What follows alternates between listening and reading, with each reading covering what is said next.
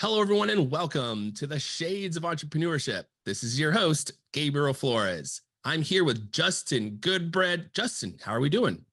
Man, I'm too blessed to be depressed, brother. Too blessed to be depressed. Oh, I got to hear all about this. But first, before we get into Justin, because now Justin has a very extensive experience, over 30 years of experience scaling, exiting successful businesses. He's a renowned entrepreneur and author, a business coach. So we're going to get into all of those. But first, Justin, go ahead and introduce yourself. Who is Justin Goodbread? You know, Gabriel, the way I describe it is Justin Goodbread is just an old country boy born and raised on a dirt road in South Georgia and live on a gravel road in East Tennessee, man. Been blessed to be the oldest of two siblings from a mom and dad who just born country. You know, like the old country song says, just born in the sticks, raised in the South. But mom and dad trained me to be a business owner. And now for 30 years, I've been a successful business owner. As many would say, I've had 7 exits from 7, 8, and 9 figures. And now I am having a blast at coaching business owners how they can radically change their lives for the rest of their lives. So that's who I am, man.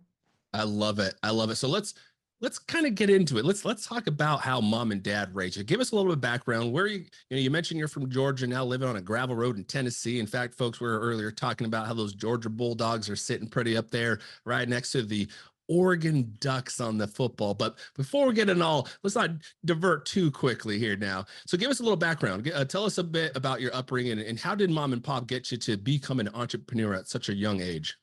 Absolutely. So I was raised in Brunswick, Georgia, and literally on a dirt road. But my mom and dad were raised from dysfunctional families, let's call it, very hard families. And they made a decision, Gabriel, like so many of us with our children, they made a decision that they wanted to change their family's trajectory for the rest of their lives. And so, in their humble, ignorant ways of doing things, they started going to conferences with this company called Amway way back in the day, a multi-level marketing company. But that exposed them to people like Zig Ziglar and Les Brown and Og Mandino and Charlie Tremendous Jones and all these books. And my dad, who barely got out of high school, could barely write, just had this vision that, hey, I want more for my children than I have. My mom, who was college educated, said, "Well, my dad's name was Alan. We called him Pops. Well, she said, Pops, well, if that's what you want, I'll sacrifice my career as a nurse and come home and homeschool our children." So way back when homeschooling wasn't popular as it has been since COVID and some of the recent shifts in our demographics here in the United States, 40 years ago, they brought us home and started homeschooling us when I was about the 3rd grade. But our curriculum wasn't, math and literature and English, even though we had some of that. It was literally reading books like by Dave Ramsey, Think and Grow Rich by Napoleon Hill, and my very first book I ever read, Rich Dad Poor Dad by Robert Kiyosaki. This was my education. And at the age of 15, I found myself with my brother, who was 3 or 4 years younger than me. We found ourselves cutting grass. And this grass cutting business went from 2 boys in a truck with a dog to within 2 years, my brother and I were making more income than my mom, who was a full-time nurse, and my dad, who worked at the Georgia Port Authority, each. Let me say it again. My brother and I each were making more income than my mom and dad combined. And we learned real quick, Gabriel, that business is a roadmap. It's a hard map, but it's a roadmap for financial freedom. And so that is what launched the journey into entrepreneurship. Man, I love, in fact, you mentioned a few books like Rich Dad Poor Dad. I've read that book as well. Got several different business books, that kind of, really help you kind of narrow in on your focus and what is if you're trying to go into a specific vertical, folks, there are so many different books out there. Like I truly believe we're at a moment in time where we are very fortunate, as Justin mentioned, his mom was doing homeschooled.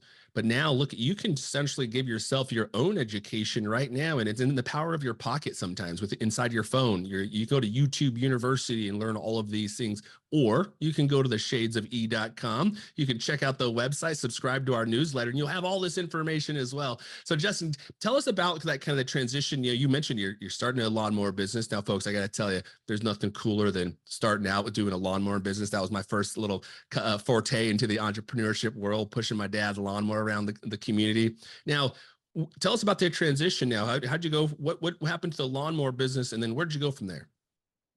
Yeah, so my wife came in my family. We were married in about 2002, and my wife is Filipino by national descent. And we came into South Georgia, and for the first time ever, Gabriel, I saw racism and the ugliness that happens with racism. I'd never experienced that. Mom and dad raised us to be very accepting of people, to be very loving of people. And I saw the harm that racism did from ignorant people, how it actually cut to my bride, my beautiful wife, cut her to the soul, man. And so we made a decision that, hey, I'm going to sell my landscape company, still in existence today. The person who bought it is doing a phenomenal job down the islands of South Georgia. But we said we're going to sell the business, and I'm going to relocate from South Georgia to Tennessee. Yes, I'm a bulldog up here in volunteer country. It does create some problems this time of year during football season. But I moved here to East Tennessee with this mindset that, look, I've already created a business one time. I'll do it again. And so in East Tennessee, I found myself being recruited in the financial services industry. The financial services industry did well for me. I became the CEO of a very, very prominent company, and quickly thereafter went through my first business divorce. Let's call it a lawsuit. It is not fun. Some of us have been there, and that launched into 7 years of what I call tribulation, Gabriel. We had some very hard times. During that 7 years of pain, not only was I dealing with a lawsuit, I was relaunching another business and sold that business. My wedding party, 3 of my men in my weddings party died. I had a family member commit suicide. Then my pops, whom I love greatly, passed away unexpectedly. My dad, who's my hero. We had 3 miscarriages during that time period. It was a hard period of time. So what I often say is, as business owners, if you can imagine it, I have dealt with it. Whether it's from a personal level, whether it's from a business level, hardships, harassment claims, lawsuits, customer concentration, you name it, I've dealt with it. And it wasn't until an epiphany that happened to me on a mountaintop in West Virginia. I was about 28, and I was about 36 years old at this point, 36 years of age at this point. And I was talking with a client who said, "Goodbread, I'm broke." Now, when you look at this guy, like so many business owners, they look like they had it all together. He was taking the exotic trips. He had the beautiful car. He had the paid for house. He had millions of dollars worth of equipment inside his lot that he used to do basic blue collar type of work. And he said, "Goodbread, I'm broke." I'm like, come on, man. And I didn't really grasp the gravity of what he was saying. He was in his mid 50s, Gabriel, and all he had was a couple $100,000 in his bank account.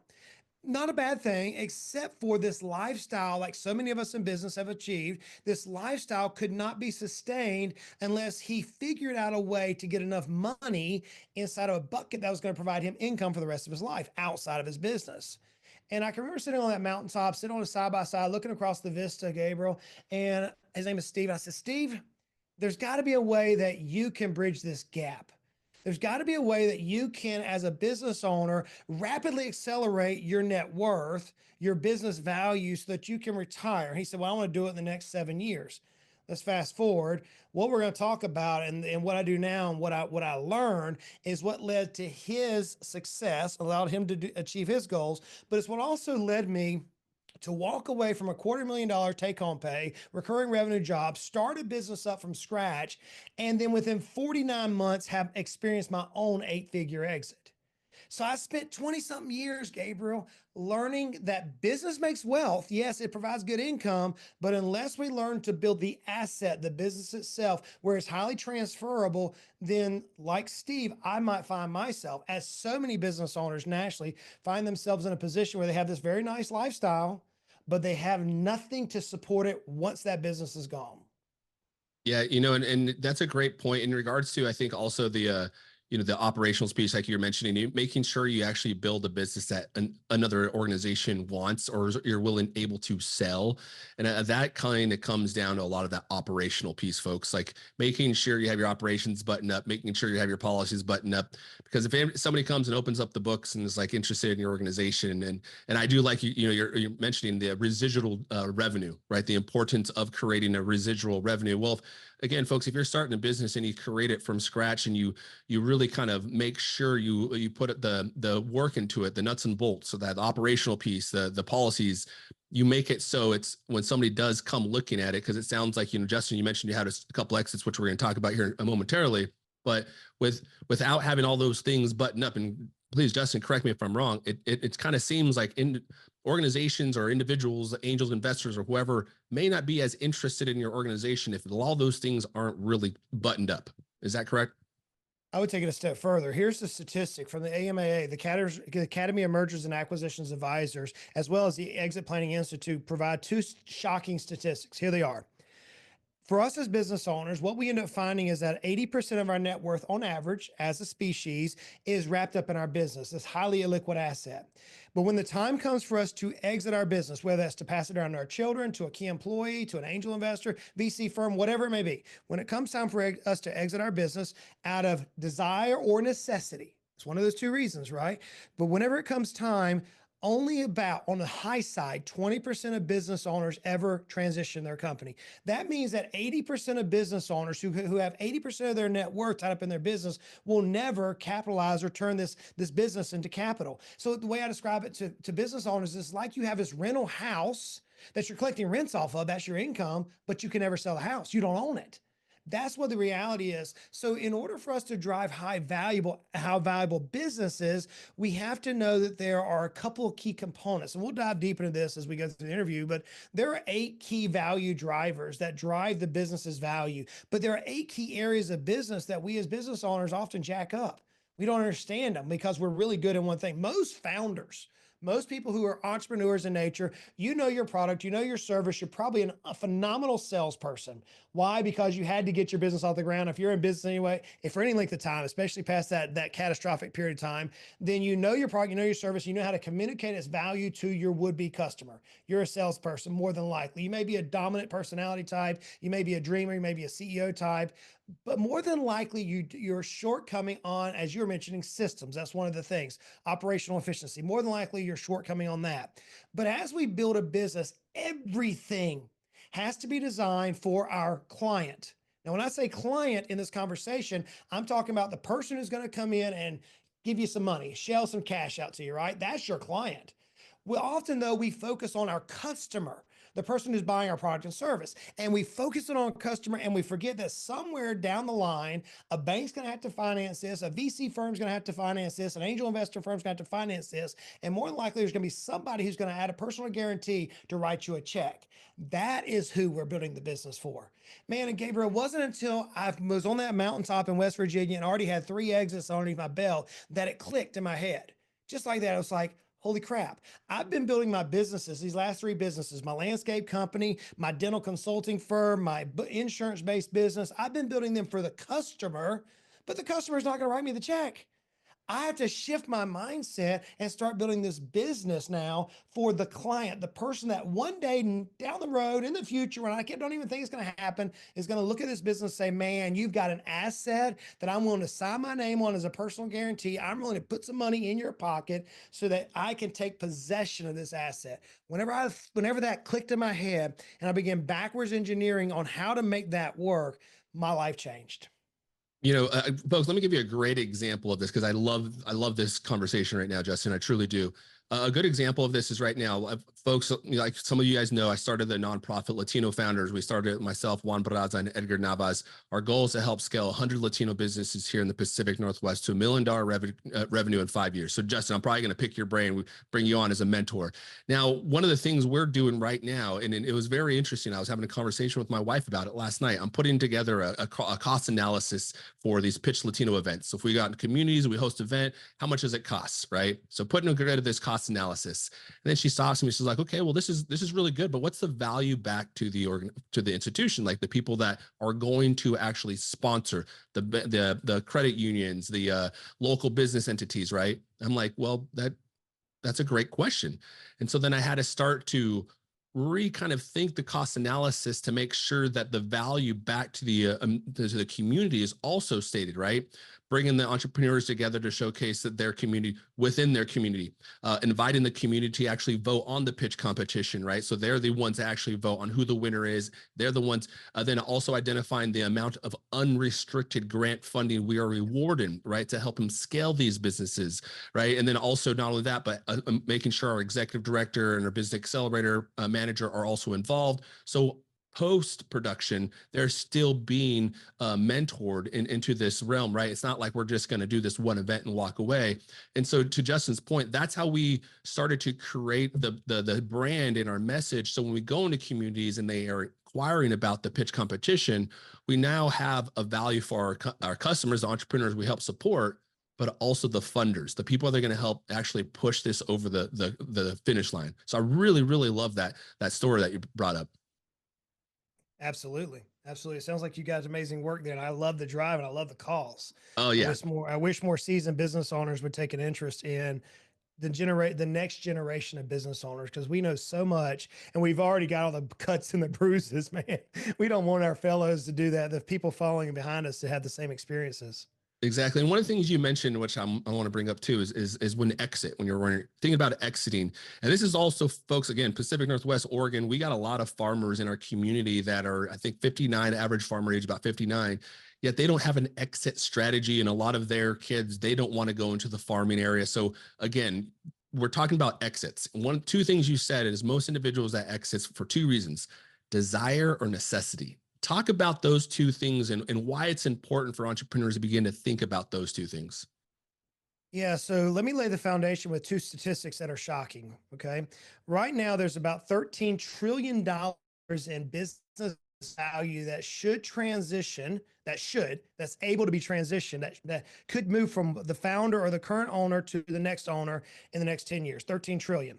Another study that came out said that there's roughly 11 million business owners right now who want to sell their companies. They may not have listed them yet, but they desire to sell them because of the Gen X and the baby boomer population.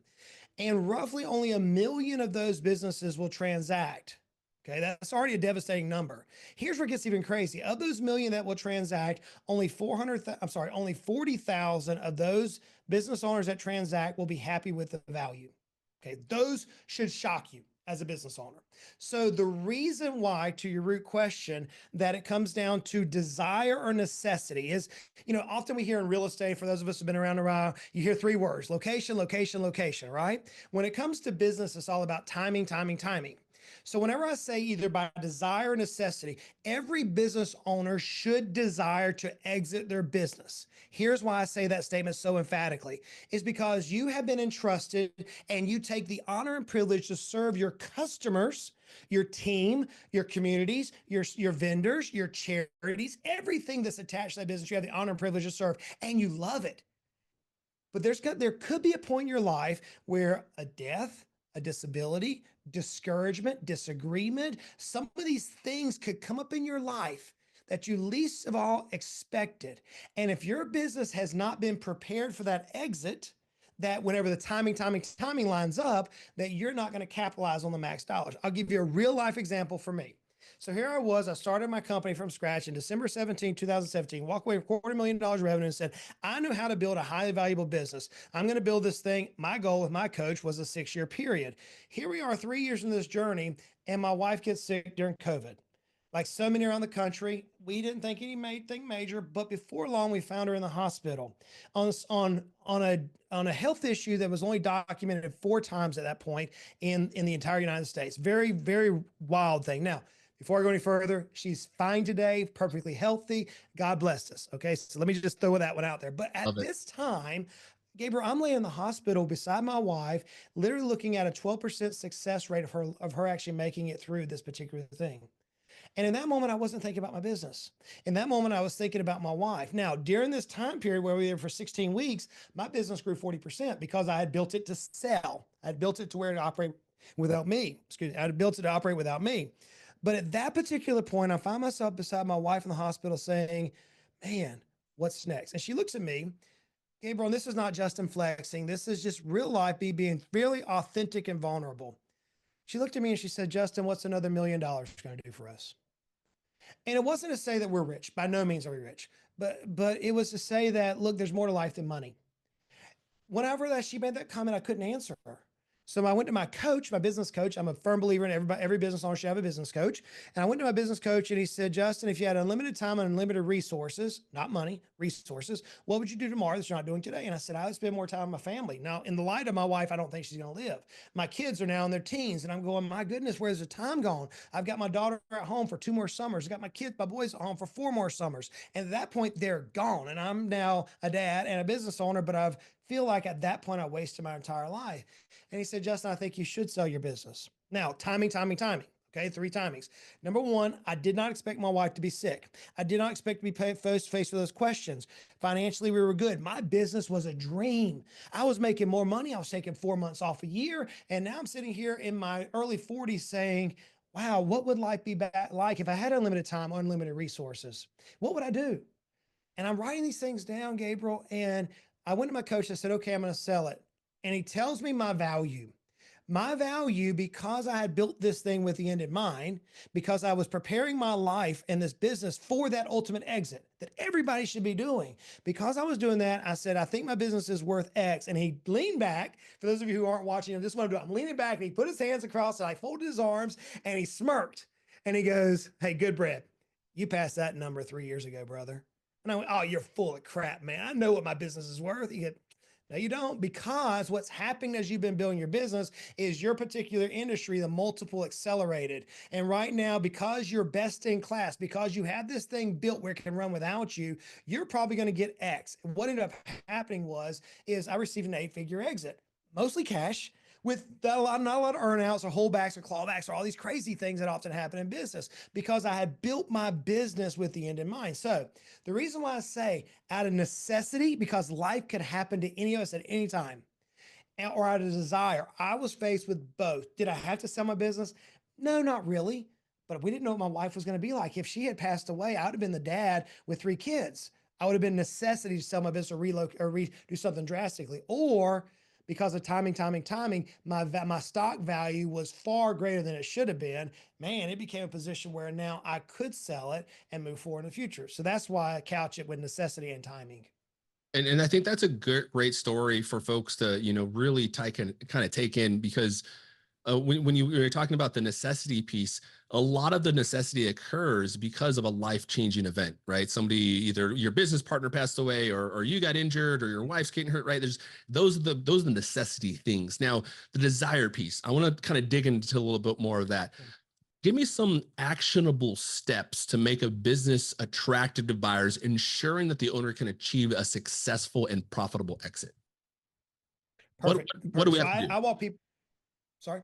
I said, what do we have to do? Like, what are entrepreneurs? What do I got to do? Here's the 4 steps that I think every business owner should do. Number 1 is you should know your value today. What is the value of your company? Second thing is what's your value gap? Now, what a value gap is, if I compared your company to the exact same company, exact same revenue, exact same everything within your industry, is your company higher or lower than a best in class? See, whenever people look at the company value, they'll say, well, I'm producing $1 million in revenue, and so is Carrie over here, and Carrie's producing $1 million in value, so we should have the same value. That's not the case. See, underneath the company's value, there are things that hold it up. In fact, there's 256 points that I can measure to say, is this company highly valued, best in class, or lowest? Think about on a bell curve. For those of us seen a bell curve, we're talking about the top 5 percentile, best in class. So we need to know our value, and then we need to know our value gap. How does our company's value line up with the best in class businesses, all things being equal?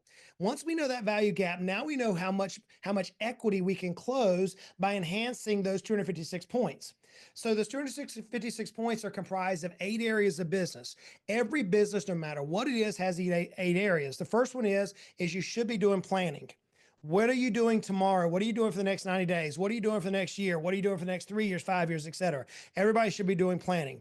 On that topic, whenever I'd set out and launched my firm in 2017, I actually built a pro forma, a forecasting pro forma, and I had so detailed and so well thought out, Gabriel, that whenever I got to the closing table, I brought it out and put it in front of the buyers and said, hey, by the way, my forecast going forward is going to hit the mark, and here's why. 4 years ago, I projected that I was going to be exactly where I'm at, and I'm $30,000 NOI above what I projected 4 years ago. And if I modify this right now, here's where this business should move over the next 4 years. It threw another 7 figures on my purchase price because of that planning component. So planning is important. Leadership. How are we teaching our team to operate without us? How are we removing ourselves from the epicenter of the business? Sales and marketing are the next two. They've got to work in conjunction with each other. Today, I see this on Facebook, on Instagram so often that people talk about marketing, marketing, marketing, or they talk about sales, sales, sales, but they've got to work in cohesiveness together so that your prospect will know what your ultimate customer experience is going to be. So that's the first four. The next four are your people. You have to have a team that's going to walk with you through the exit and stay past the exit. You've got to have a team of A players that people want to recruit away for your company. You've got to have top talent. The higher the talent, the higher the value. Your operation structure has to be so refined. That's number six. Number six is your operations. Your operation structure has to be so refined and so specific that you can see whenever something breaks. You as a business owner should literally be able to go to the beach, read an iPad, and know exactly where your business is performing this month, last month, and the next 90 days. You should be able to see that with KPIs, KRIs, performance indicator, key results indicators, and all these different measuring tools. And the last two are finance and risk management or legal. So your financials is making sure that you have audited financial statements as well as having proper cash flow management, having good CFO tech capabilities within your company, and the risk management, which is number 8. That is making sure that you're dealing with all your compliance things, whether that be state or industry specific, that you have your right insurances in place, you have your right legal documents in place, your contracts, your intellectual property, all these things are the 8 fundamental areas. Now there's 256 points underneath those, okay? Within those 8 areas of your business, there are value drivers, things that kind of work in each of those areas. For example, recurring revenue. Recurring revenue is one of those 8 value drivers. You can see recurring revenue inside your planning. You can see recurring revenue in your risk management. You can see recurring revenue in operations. You can see recurring revenue in each of those 8 areas. Another one is owner dependence. I can look at a company's financial records and tell you how dependent this business is on the owner by the way the financial records are set up. I could do that after seeing thousands of businesses. So owner dependence is one of those things. So there are 8 different areas for value that drive the 8 areas of business that ultimately point to moving the business value higher. So now to your question, now that we understand that, if we're talking to business owners today and we're like, okay, Justin, I hear you. I want to increase the value of my company. We already know where we're at in terms of we know our valuation. We know what the value gap is. And now it's time for us to start moving it. Here is the number one thing that will drive value to your business more than anything else. Business owners, get out of the way. Business owners, build a business that doesn't require you to do anything. Your team wants it. Your customers want it. Everybody wants it, including your future client. But we business owners are too dadgum smart. We know our stuff. We're tenacious. We're resilient. We're all those things that we know we are. And we're all our own stinking worst enemy, Gabriel. We're our own worst enemy in the fact that we know that we can grab the bull by the horns and we know we can wrestle it to the ground. We see a problem. We know we can fix it. In fact, I literally have business owners say, Justin, as long as I can put my hands on the steering wheel of the business and drive it, I'm good. And I'm like, no, you're not. If you put your hands on the steering wheel of the business, you just shot your value. So if you want to do something more than anything else, get yourself out of the business. Here's what I teach clients to do. Here's an example. Every day at the end of the day, on your drive home or from your walk to your office to your living room, whether it's home or wherever, get your phone out, turn on the recorder, and record 3 things that you did that day that you should be doing as an owner. And start compiling a list. Put it out there in ChatGPT, and you can now find out what type of job position will take on that role and then hire them. And whenever you hire them, yes, it's going to cost you some money. But whenever you hire them, you're going to free your time up so that you can go work on the things that you should be doing so that you can free up the next level and the next level and the next level. So there are 8 areas that we can drive value with, Gabriel. There's 8 areas of business, and there's 256 methods within that business that levers we can pull to actually make that value where a buyer is going to say, hey, I want to write you a check right now. Here you go. You know, I really love this. The first piece you mentioned was the sales and marketing piece and how it needs to be cohesive. It truly is, folks. Again, if you guys listen to this podcast, again, check it out, theshadesofE.com, subscribe to the newsletter, because this is some of the things I talk about constantly. The sales funnel, the marketing funnel, right? And how it needs to correlate. The awareness piece, that's the newsletter. right? That's a newsletter, getting awareness out there, right? And then you're trying to get engagement. So the engagement piece is the actual end user getting back to your website and starting to look at so you're trying to engage to conversion, right? So you're trying to get them to convert to, now they're on your website, they're looking at it, they're checking out your products or service, right? And then you want to get it to a purchase. So right now they purchase your item. Okay, boom. Now that you have them as a purchaser, now you want to create a loyal returning consumer, right? You can do that with some discounts, a loyalty program, a communication back, right? And at the end of the day, ask them like, hey, would love for you to actually put, write up a Google review online for us. And I'll give you 10%, off for your next thing, because then you can go and take that and put it on your website. In fact, this is a great segue because, again, one of the things I'm doing, Justin, right now, as I mentioned that nonprofit, I just got off a meeting this morning and we're talking about creating some sprints. We got our 501c3 about 7 months ago.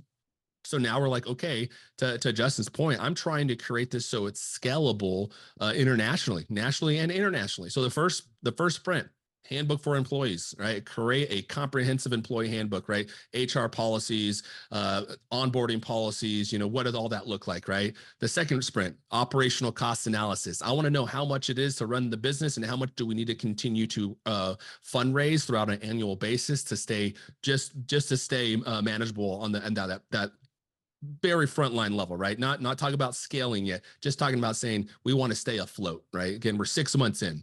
Next one, product roadmap. To your point, how do we continue to improve what we're doing so we can create revenue drivers, right? What's the next stream of revenue? And then the last one, and again, to your point, is the website marketing design, creating a brand guideline, right? Making sure when we go out, I got the fonts, I got the colors, I got the logos. You want to use the brand. Okay, here's the template flyer that you use. You can input your information. Here's a presentation template. And the goal behind all this is very simple. I don't want to be doing this for the rest of my life. My goal with Latino founders is, folks, I've been in healthcare for over 22 years. I'm building the resume with healthcare, right? Latino founders, the first 30 years you build your resume, the last 30 years you build your legacy, right? So Latino founders is building out the legacy. However, I'm building it in a way, as Justin's really pointing at, I'm creating it and I'm building it out in a way with our board members. So in 15, 20 years, I can come back and I'm no longer the president or the president of the board or anything, but I can look back at it and still self-sustainable because we created all of these, the foundation, right? A foundation of a business that can continue to be managed by itself. In fact, Justin, you mentioned books. The Lazy CEO is another great book where it really talks about, creating processes that you can walk away from. So the business, because Justin, you mentioned it perfectly. If you have both hands on the wheel, you can easily drive the business. Well, guess what, folks? Sometimes you have to pull over and pee. Who's going to take the wheel? Right. So you got to be ready for those moments as well. Now, it's really, let's kind of talk about the marketing piece, because I think that's something that some folks kind of get a little skewed about, right? They think it's all like flyers. And tell us a little bit about your experience with marketing and how does being able to pivot in a rapidly changing market important? Yeah, I'm going to answer that question in light of value, because I think if we're trying, everything we do has to drive value. That's my ethos with the way my brain I works. agree. So Yep. whenever we do an appraisal on the business, or we do evaluation, a benchmark, whatever you want to call on the business, we have these 256 points. Well, there may be, I think there's 30 or so of them underneath the marketing component, right? Whenever we make a decision, we're putting out the big rocks, as EOS often talks about, or as the list, as you're talking about, there's sprints, 90-day sprints, 30-day sprints. Whenever we're doing that, in order to drive value, we want to make sure that we're driving value, getting the biggest return on our time as we're moving around the sprints. So what I can illustrate is I can say, you know what? Let's say hypothetically, we do need to go out and create an NHR manual. And if we do that, we're going to spend 16 hours of our time. It's going to cost us $1,000. I'm picking numbers out of thin air, right? We're going to 16 hours of our time, $1,000. But yet when we get this HR manual in place, even though it's needed, I'm not saying not to do it, that may only add $30,000 of to our company. However, let's say we built a detailed marketing plan. And we identified our KPIs and our PIs, our key performance indicators, our performance indicators, and our key results indicators from this particular marketing plan. We nailed down our avatar. We nailed down our funneling, as you just said a while ago. We nail that down. If we build this thing out where it's fully vetted and everybody on the team understands it, if we did that, that may drive $400,000 of value. Yes, now it may take us 6 months to build this properly. It may take us time to test it, do some A/B testing, build all these various things in place. Marketing is one of those areas that many business owners, I hear this all the time, Gabriel. I'd love to hear if you hear the same thing. I hear this all the time. Justin, marketing doesn't work, especially Yep. small business owners. Marketing doesn't work. And I'm like, well, okay, wait a sec. Before you go any further, if marketing doesn't work, explain to me how Apple, the company that's in literally the jungles of Africa, why are they spending billions with a B, billions of dollars in marketing every year if marketing doesn't work? Could it be that you as a business owner don't understand marketing? You understand sales, you understand how to sell your service, but you don't understand the marketing aspect of it. What led to my 8-figure exit, friends, is that I was in the highest regulated industry in the world, the financial services industry, highest regulated. Because most financial advisors out there, are wealth managers, whatever title you want to have, they'll say marketing doesn't work because compliance is so arduous, it's so choking from the life of marketers. I was able to simply build a marketing funnel that wrote books. I wrote books, I had podcasts, I had videos, I had social media, I had lead magnets, I had all these funnels that built to where after a period of 36 months, I literally was receiving 10 to 12 highly qualified leads who had walked through my funnels per week. That is unheard of. That is ridiculous in the financial space. When I say high qualified, I'm talking about people that were worth millions of dollars that just wanted to work with somebody who got them. I literally had to turn away clients. I know we can't work with you. We're on a hold. No more clients right now. And we'd have people call us and they'd say, hey, Justin, we have $64 million of money. Would you manage it for us? We love you. We can't get to you because we're full. That is the benefit of marketing. Now, whenever I did my value growth analysis and I said, okay, I know my value, I know where it could be. In order for me to bridge that gap in my business was to focus on marketing more than sales, anything else. That's not always the case. There are some companies out there that need to focus on operations more than they do marketing or leadership or some other area. But regardless of where you're at as a business owner, marketing is one of those foundational 8 areas. And marketing is tied directly to all 8 value drivers. And if you build your marketing plan with the value drivers in mind, what's going to happen is you will reap what you sow. It's the law of nature. If you sow money into marketing, you're going to reap it. Now, here's the rest of the law.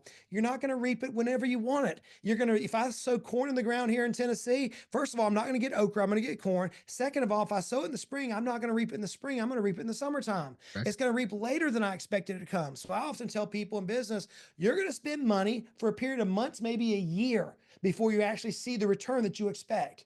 I had a pool company that built swimming pools, very high-end swimming pools. And I said, look, we can drive the value of your company substantially up. Now for them, we had to create a recurring revenue model. We in the operations department, where they had to quit going from just building swimming pools to actually doing pool cleaning, where they had that recurring revenue model.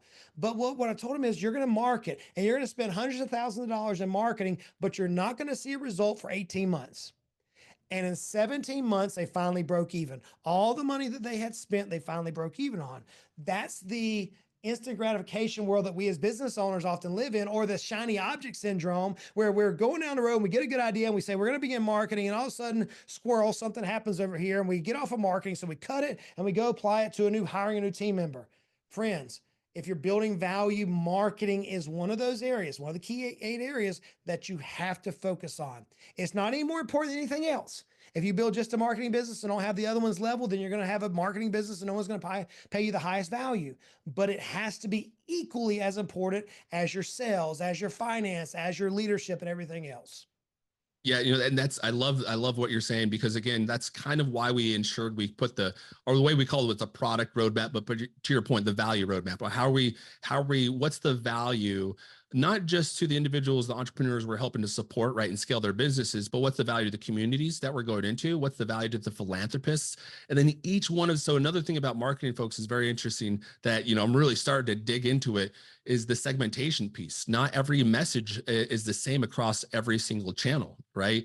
My alumni for the accelerator pitch competitions are going to get one communication versus the philanthropist is going to get a different conversation versus a volunteer versus somebody who attended, right? So each one of those are also going to be different. Now, however, you can also reutilize a lot of this content, I'm going to go ahead and make sure that Justin's team has a recording of this. And again, you can check it out on the shadesofe.com. Go ahead and subscribe to the newsletter. But I'm going to make sure his team has this information so they can use it if they want to do a publication. I reached out to Christian, a gentleman that I work with photography. I'm like, hey, I'm doing the Oregon Entrepreneurship Award show. I'm hosting it. I need you to come take some recording, some photos, so we can create some, some branding, some marketing as my own business consulting firm starts to, take off. So again, all of these pieces, I hope you guys have a piece of paper and a pencil out and scratching a bunch of these notes, because this is extremely valuable insight of how to really work through the business. Because as Justin mentioned, there's going to be moments of hardship, where you mentioned 7 years of going through the legal battles and dealing with those. It's those moments of kind of where you're really getting tested. Your character gets tested. You're going through these adverse moments. And it's how you actually come out of those moments defines you not only as a person sometimes, but also it's the passion that you have for what you're doing that's going to kind of propel you through those dark moments and those gloomy days that it's raining, because it rains a lot here in Oregon, folks.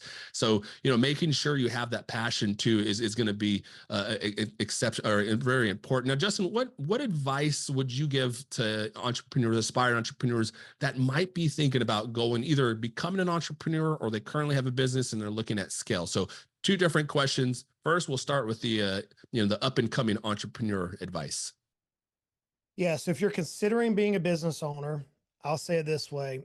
Number one, business ownership is not for everybody, but it's for a lot more people than what the statistics would say. Business ownership is super easy whenever you find what you love.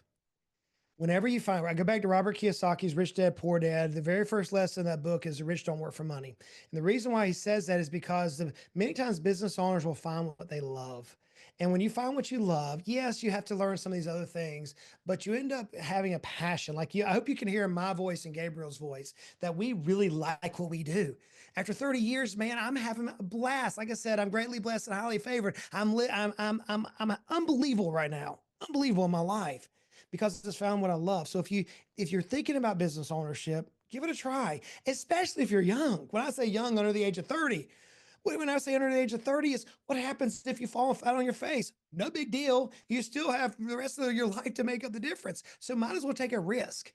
Business ownership is also going to be one of the few ways that you can actually break through some of the economic barriers that many of us face.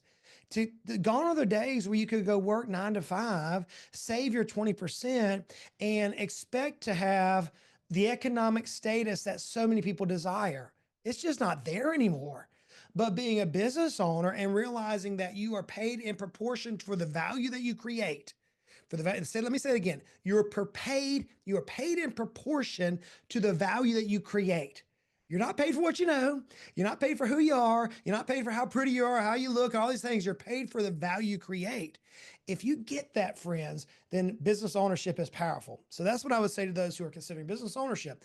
Now, for those of you who are business owners, congratulations. If you've even made it more than a year in business, you're automatically know that you're tenacious and resilient. You are my peeps. You're the brothers and sisters out there that I want to hang with, that I want to play golf with, or maybe crack a beer with. You're my people.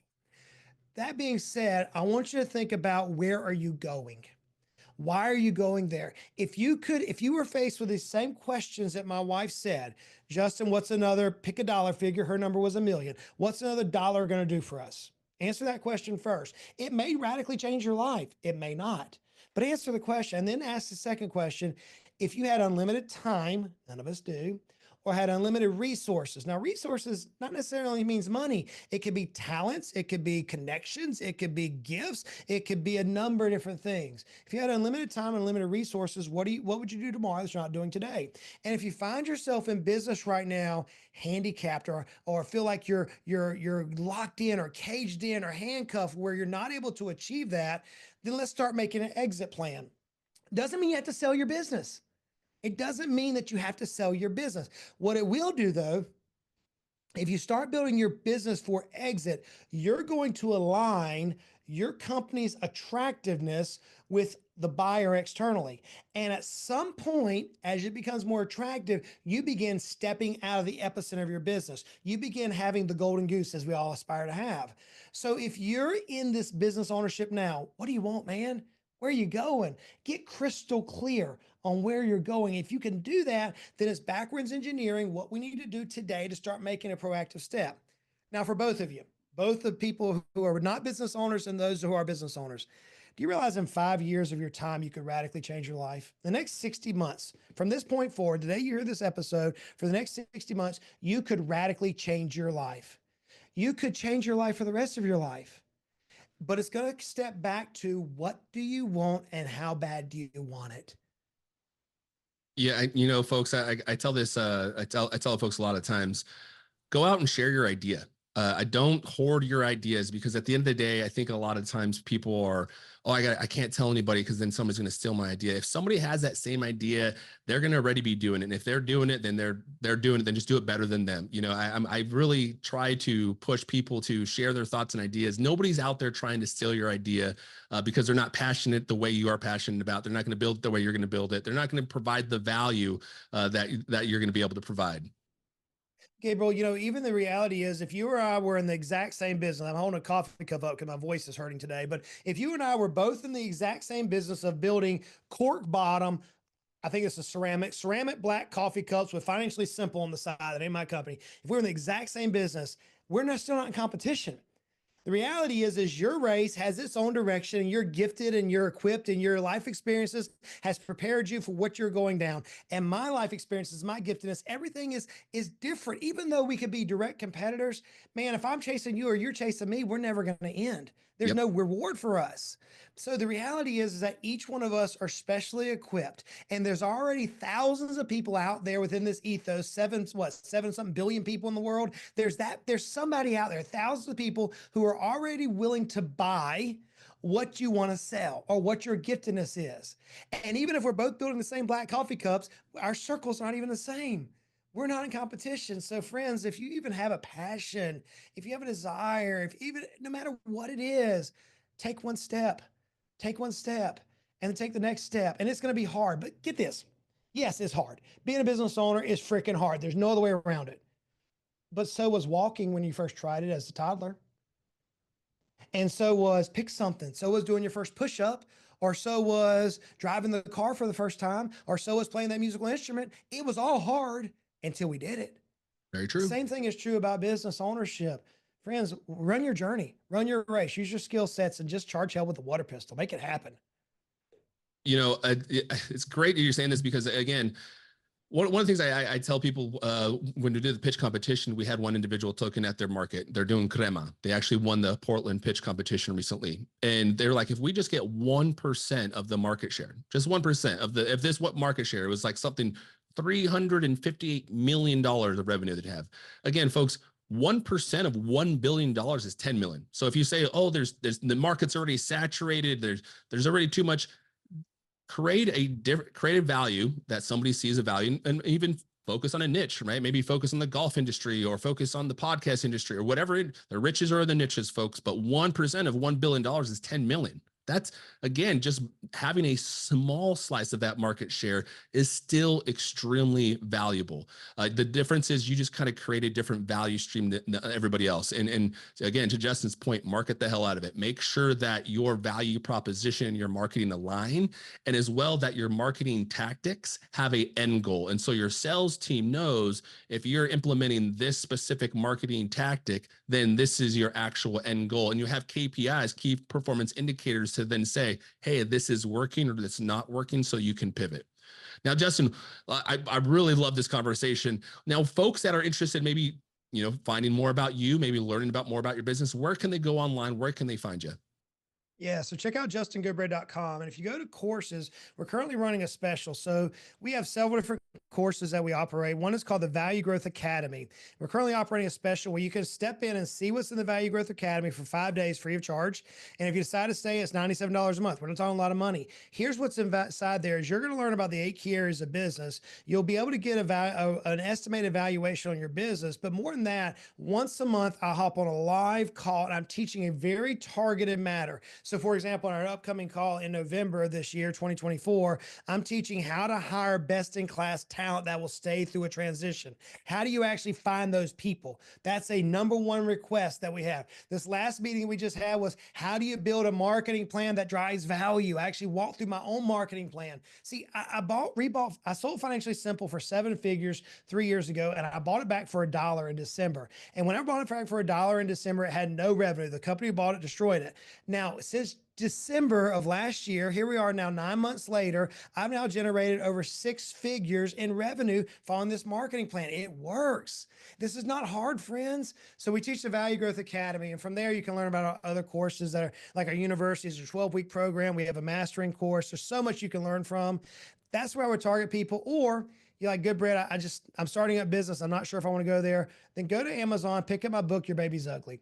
Your Baby's Ugly was #1 on the Wall Street Journal bestsellers list. It's number 56 on USA Today. It actually outlines the 8 areas of business, and it will, as my dad says, son, if I was a business owner, this kick me in my teeth. It is powerful. It's going to rock your world when you start thinking about how to build a best-in-class business that's highly transferable. I love I'm going to grab that book because I love the title. I try not to, I hope I'm not offending anybody, but I always do encourage folks, you can't be afraid to kill your baby. When you're working in business, there's going to be times where you might have created the best solution that anybody has ever seen, yet you realize that it's a solution that, a problem that only you had. So there really is not a big market for it. So it's okay to pivot. It's okay to share your ideas, get out there and network. More importantly, subscribe to the Shades of Entrepreneurship by visiting theshadesofE.com. We will have Justin's contact information on the newsletter as well on the blog post. There'll be a transcription of this conversation. And for these Patreon fans, Patreon for $5 a month, you can actually receive this actual interview a week before the episode airs on Patreon. Go ahead and visit our page at theshadesofE.com. Justin, any last words before we leave? Each of us are gifted the same amount of time in a day, and it's up to what we do that's going to change our lives for the rest of our life. Let me challenge everybody who's listening. You have it within you to reach whatever the success that you desire is. You have it already within you to drive your dreams forward. Let me just challenge you to take the next step. Get out there and make it happen, friends. And let me know about it when you do. I love it. Challenge yourself to make this next step. Make innovation become your tradition, folks. So again, thanks you. Please visit theshadesofE.com. Go ahead and subscribe us. We're on the social sites, Instagram, Facebook, TikTok, LinkedIn. Go ahead and again, I'll have Justin's contact information. So please subscribe to the newsletter by visiting theshadesofE.com. Thank you and have a great night.